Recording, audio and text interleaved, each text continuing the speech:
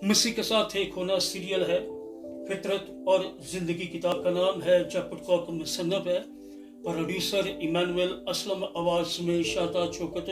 और यहाँ पर हम देख रहे हैं सफ़ा नंबर 84 है, 84।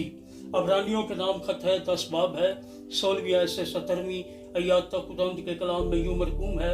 खुदावंद फरमाता है, जो अहद मैं उन दिनों के बाद उनसे बांधूंगा वो ये है कि मैं अपने कानून उनके दिलों पर लिखूंगा और उनके जहन में डालूंगा। फिर वो ये कहता है कि उनके गुनाहों और बेदीनियों के फिर कभी याद ना करूंगा। खुदावंद के पाक कलाम के पढ़े सुन जाने पर उसकी बरकत नाज़िल हो। सब कहिएगा आमीन। खुदावंद का शुक्र हो।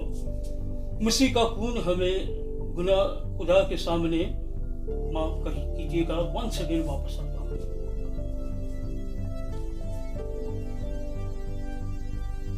Hallelujah, hallelujah.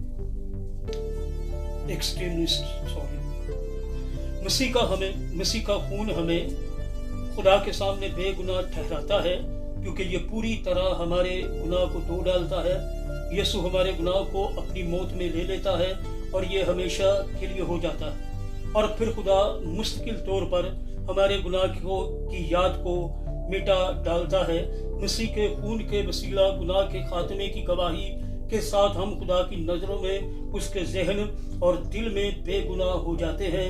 खून के सबब से हम खुदा के सामने बेगुनाह और रास्तबाज नजर आते हैं।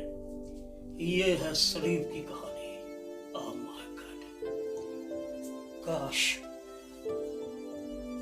पाप करता है, सेंटिफाइज। अबरानियों के नाम खत है, 13वां बाब है, 12वीं आयत है और खुदावंद के कलाम में यूं मरकूम है। इसीलिए यीशु ने भी उम्मत को खुद अपने खून से पाक करने के लिए दरवाजा के बाहर दुख उठाया। खुदावंद के पाक कलाम के पढ़े सुन जाने पर उसकी बरकत नाज़िल हो। सब कहिएगा आमीन। खुदावंद का शुक्र हो। मसीह के साथ एक होना ये सीरियल है।